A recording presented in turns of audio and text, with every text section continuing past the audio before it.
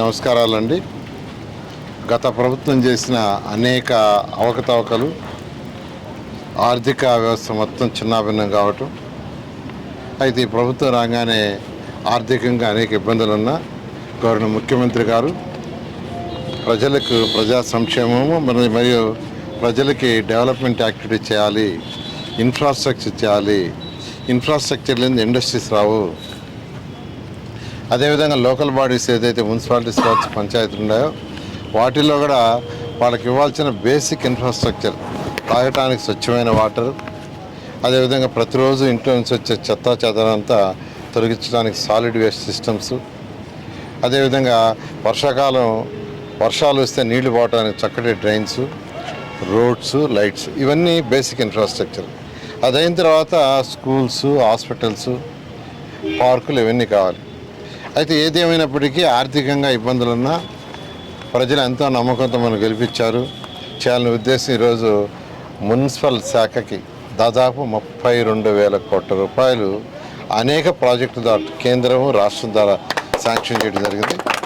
దాంట్లో కొండపల్లి మున్సిపాలిటీకి, ఈ యొక్క మున్సిపాలిటీకి డిఫరెంట్ ప్రాజెక్టులలో ఒకటి UIDF urban infrastructure development fund అనే ద్వారా 46 కోట్లు శాంక్షన్ చేశారు. అంతా ఇంత కాదు, 46 కోట్లు.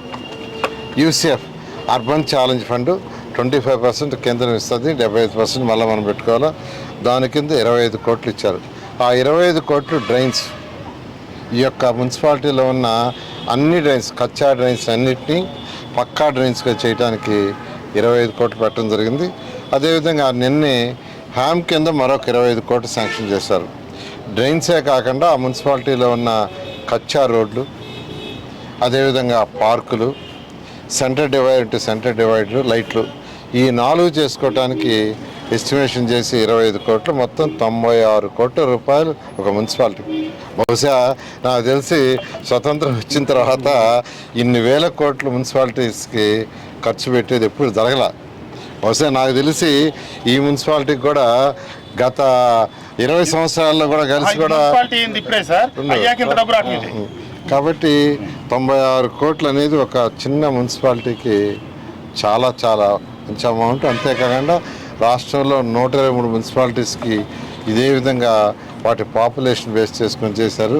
గవర్నర్ ముఖ్యమంత్రి గారికి ప్రజల తరఫున ప్రత్యేకమైన ధన్యవాదాలు తెలియజేస్తూ ఇవన్నీ కూడా రాబోయే 1 year నుంచి 2 years లోపల పూర్తి చేయాలని ఆదేశించారు. ఆ విధంగా ఇవన్నీ కంప్లీట్ చేయడం జరుగుతుంది.